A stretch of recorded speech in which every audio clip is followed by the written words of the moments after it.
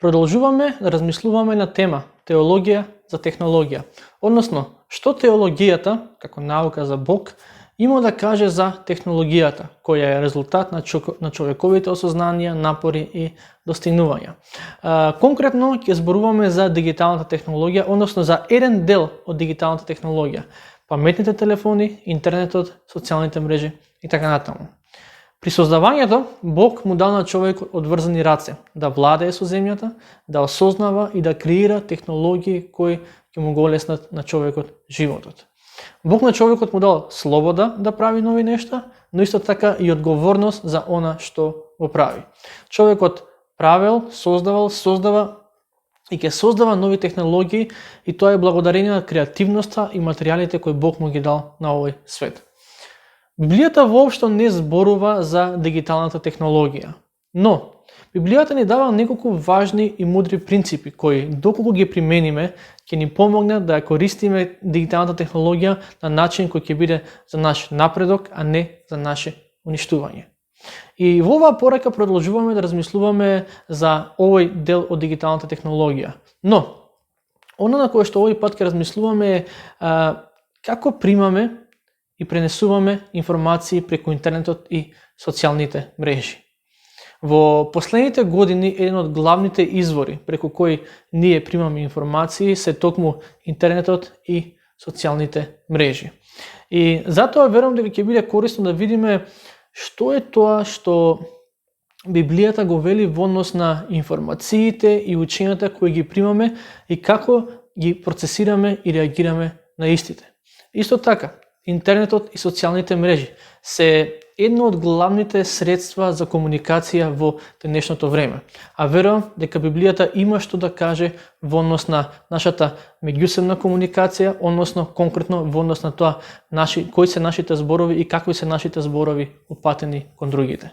Интернетот и социјалните мрежи се платформа на која секој може да го искаже тоа што го мисли, тоа што го верува, тоа за кој се застапува и на кое го вреднува. И оваа слобода е добра, иако за жал никога знае да води кон хаос. Секој треба да има право на глас и со овој дел од дигиталната технологија, односно со интернетот и со социјалните мрежи, тоа право на глас секој може да го употреби барем во одредена мера. Но, за нас денес од библиска гледна точка верувам дека прашањето е како реагираме на сето тоа. Како реагираме на она што го примаме како информација преку интернетот и преку социјалните мрежи. Во Новиот Завет, апостолот Јован и апостолот Павле, во дел од своите посланија упатени кон христијаните во првиот век, ги потикнале христијаните тогаш, верувам дека истото важи за нас, да пазат што е тоа што го слушаат како наука и како идеологија во црквата. Во црквите во тоа време се појавувале секакви луѓе кои тврделе дека имаат нешто паметно да кажат. И на крај, тоа што го кажувале немало никаква врска со вистината и со христијанството. И затоа апостолите им порачуваат на христијаните, на некој начин им велат: слушајте, ама тоа што го слушате нека помине низ филтер. Испитувајте дали тоа што се говори е во согласност со христијанската наука. Апостолот Јован напишал: возлюбени, не верувајте му на секој дух, туку проверувајте ги духовите, дали се од Бога, бидејќи многу лажни пророци се јавија во светот. А Павле исто така предупредува: се испитувајте, за доброто држете се. И верувам дека овој принцип важи не само за тоа кој што зборува во црква, се разбира преценација за тоа, но исто така и за нас денес во однос на начинот на кој го користиме интернетот и социјалните мрежи. Значи на социјалните мрежи, на интернетот ќе дојдеме во контакт со голем број луѓе кои застапуваат некакви учења или пак некакви идеологии. И од библиска гледна точка, верувам дека нашата одговорност е, слушајќи ги и читајќи ги нивните зборови, да не земаме се здраво за готово, туку да ги поминеме нивните, учења, идеи, идеологии низ филтерот на христијанството. И патем кажано, ова кога го велам ова важи за луѓе кои самите себе се нарекуваат христијани. Дури ако некој се нарекува христијанин или пак ако некој е, свештено лице или пастор или некој водач во црква или во некоја христијанска организација, помиди го неговото учење низ библиски филтер. Неретко ќе се случи некој кој ќе се нарече себе си христијанин и во името на Христос да пропагира и шири учења кои немаат никаква врска со библиската наука. Историјата е полна со такви луѓе. Убеден сум дека апостолот Јован и апостолот Павле денес нам на црквата во 2021 година би ни порачале. Не ми е гајле ако некој се нарекува христијанин, не ми е гајле ако некој се нарекува експерт во одредена област, не ми е гајле ако некој се нарекува, не знам, пастор, свештеник, доктор на науки, што и да е. Ваша одговорност е да го вклучите мозокот, ваша одговорност да го вклучите разумот и да ги филтрирате сите учења со кои доаѓате во контакт. Многу е наивно да се верува на нешто што е видено на интернет само затоа што некој снимил видео за некоја одредена тема или само затоа што тој што го шири тоа учење себе си се декларира за експерт во некоја одредена област. Значи, интернетот и социјалните мрежи не се Библија, па да може постојано и без проблем да им веруваме на тоа што го читаме на нив. Нашиот повик од библиска гледна точка веруваме да го проверуваме тоа што го слушаме, без разлика дали станува збор за проповед во црква, без разлика дали станува збор за статија или статус или што и да е што го читаме на интернетот. Во спротивност, ако не го правиме тоа, ќе забегаме по учења кои немаат никаква врска со реалноста и со христијанската вера. Во Изреки 14 глава 15 стих се вели: Неразумниот верува на секој збор, а благоразумниот е внимателен на своите чекори. Неретко се случува некои луѓе, па дури оние кои се сметаат за искрени и посветени Исусови следбеници, да бидат заведени од страна на некои така наречени интелектуалци кои постојано зборуваат за заговори, или пак просветлени луѓе кои наводно откриваат некакви вистини сокрени од јавноста. А на крај, сето тоа води кон страв и параноја. И кога зборуваме за заговори, да, има некој кој крои заговор против тебе. Неговото име е Сатана. И тој го сака твоето духовно уништување. Така да, ако сакаш да знаеш кој крои завера против тебе, ако сакаш да знаеш каква е таа завера која се крои против тебе, читај ја Библијата. Немој да дремеш на интернет. И причината поради која ги велам овие нешта е затоа што интернетот и социјалните мрежи не се само средства за забава. Туку покрај другото, интернетот и социјалните мрежи се училници. Училници во кои мојот и твојот светоглед, односно погледот кон светот, погледот кон луѓето, кон настаните, околностите и реалноста се обликуваат. Без разлика дали сме свесни или не сме свесни за оваа реалност, сепак на еден или на друг начин интернетот го обликува нашиот светоглед. И затоа верувам дека треба да бидеме внимателни и да пазиме во однос на тоа кој ќе биде резултатот. Ако на сето тоа што го примаме како информација пристапуваме наивно, ќе застраниме од вистината. Користејќи ги социјалните мрежи, ние треба да се вратиме на еден многу основен и базичен принцип во меѓусебната комуникација на кој дури нашите родители не учеа кога бевме мали деца. А тоа е следниот: не им верувај на луѓето на се што ќе ти кажат. Секој еден од нас ќе треба да избере кој ќе биде нашиот главен извор на информации. Низ која призма ќе ги гледам нештата кои се случуваат во мојот живот. Не само во мојот живот, во мојата држава и низ целиот свет. Дали ќе гледам светот низ призмата на Библијата, која ми учи дека Бог има контролата над се и покрај се, или пак ќе го гледам светот низ призмата на онлайн светот кој постојано ме води во страв и во параноја. Интернетот и социјалните мрежи се места каде ќе се сретнеме со многу неистомисленици, луѓе кои имаат спротивни вредности и верувања од нашите. А исто така и со луѓе кои имаат слични, но не целосно исти вредности и верувања како и нашите. И тоа некогаш ќе не води кон размера на мислење. Некогаш тоа води кон така наречени онлайн дебати кои доколку се долги сметам дека треба да ги избегнуваме затоа што многу често се трошење на време. Но, размената на мислење со некој кој не се согласува со нас исто така е своевиден тест за нашата вера. Прашањето е како реагираш тогаш кога некој ќе те чепне таму каде најмногу те боли. И тука зборувам и за религиозни, и за верски убедувања и вредности, но исто така тука зборувам и за твоите политички ставови. Како реагираш тогаш кога објавуваш нешто и некој ти вели дека тоа е жива глупост? Или па кога некој твој пријател објавил нешто со кое ти се согласуваш, нешто кое ти го вреднуваш, но некој на интернет го напаѓа тоа што ти го вреднуваш и во кое што ти веруваш. Нашите онлайн реакции на разговорите и коментарите се многу важни и на некој начин укажуваат на нашата духовна зрелост или пак на нашата духовна незрелост. Во своето послание во 1 глава 26 стих Јаков вели: ако некој мисли дека е побожен, а не го зауздува, односно не го контролира својот јазик, таквата побожност е безвредна. Ова се однесува пред се на тоа што го зборуваме во секојдневието, но верувам дека овој принцип може и има примена и на мојот и на твојот така наречен онлайн јазик, односно она што го коментираме и објавуваме. Не велам дека не треба да го браниме нашиот став кога е нападнат. Не велам дека не треба да браниме библиската вистина тогаш кога другите напаѓаат. Но ако сакаме да браниме библиската вистина, тоа треба да го правиме на библиски начин.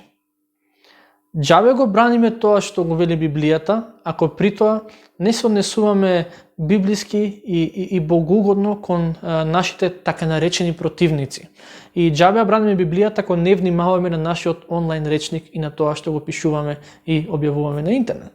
Во Псалм 147:3 авторот на псалмот опатува интересна молитва кон Бог во која на некој начин вика: Боже, постави стража на моите устни, за да внимавам што е тоа што ќе го кажам.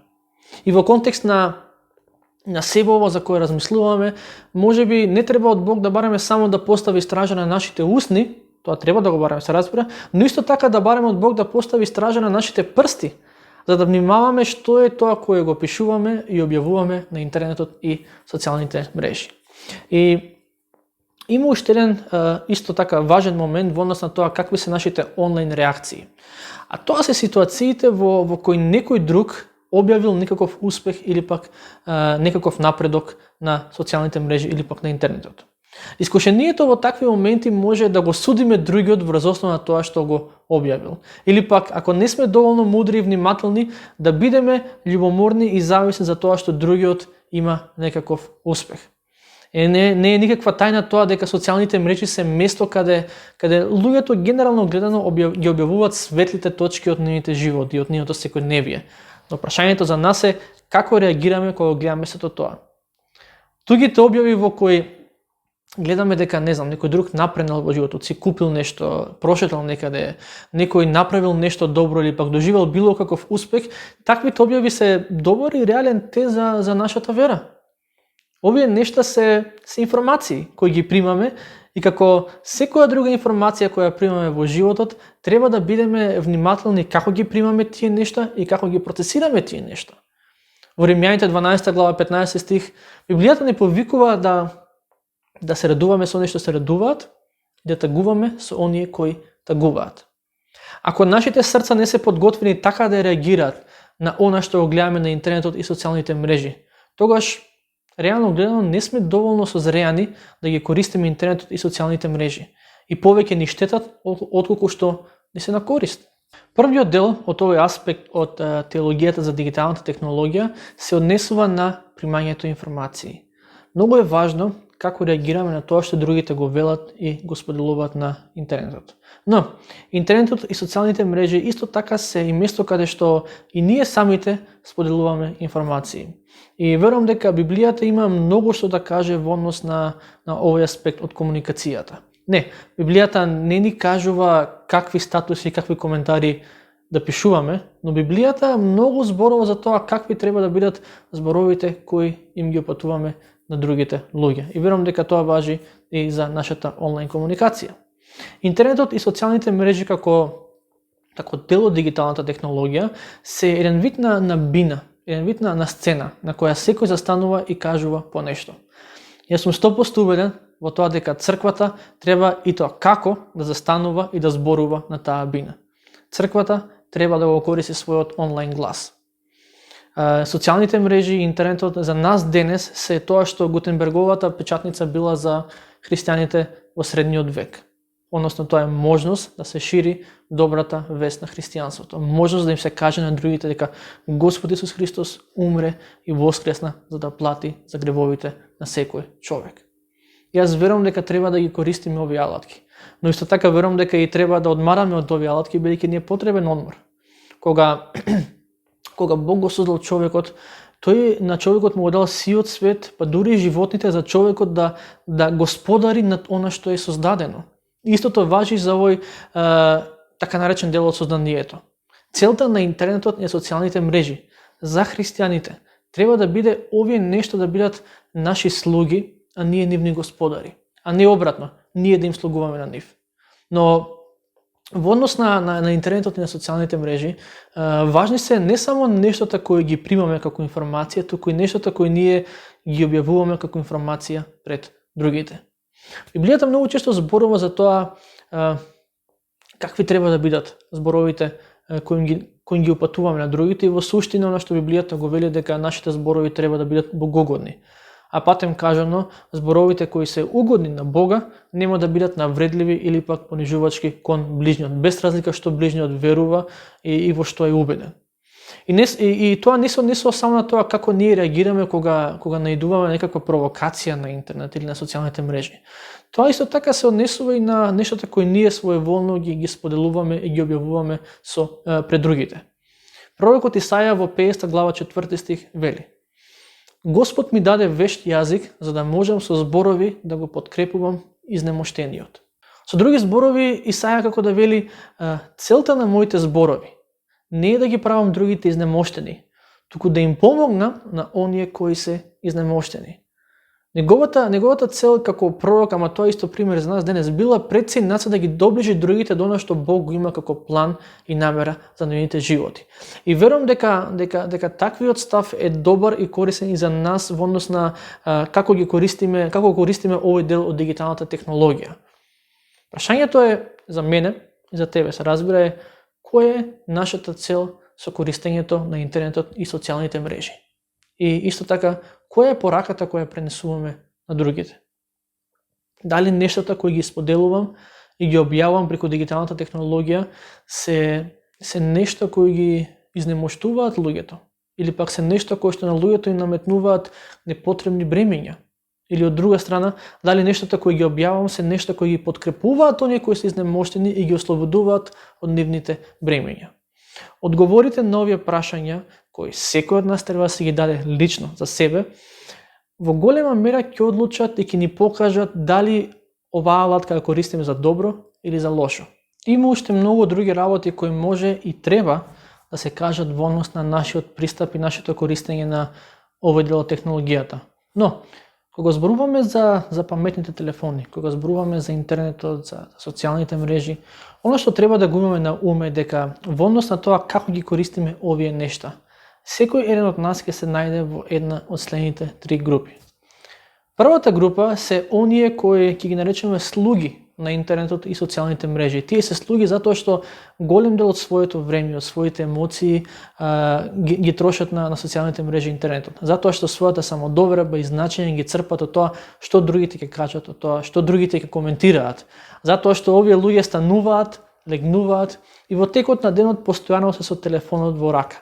Чекаат да им стигне некакво известување, некаква порака, чекаат сјаличката од телефонот да им светне. Втора група на луѓе се оние кои се изолираат целосно од користењето на овие нешта.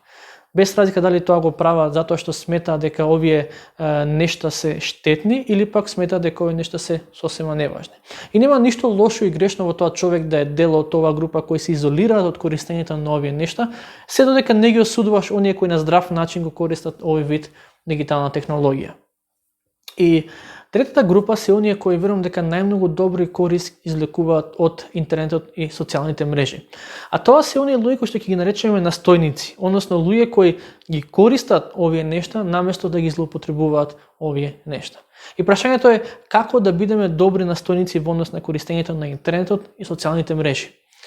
Кога ќе поставиме граници во однос на тоа колку време трошиме на овие нешта, кога ќе поставиме граници во однос на тоа како реагираме додека ги користиме овие нешта, кога ќе си поставиме приоритет нашите офлайн пријателства да се поважни од нашите онлайн пријателства, верувам дека тогаш и интернетот и социјалните мрежи можат и ќе бидат средство кое ќе и помогне на нашата вера да расте и средство кое ќе биде за наша духовна корист, а не за наше духовно уништување.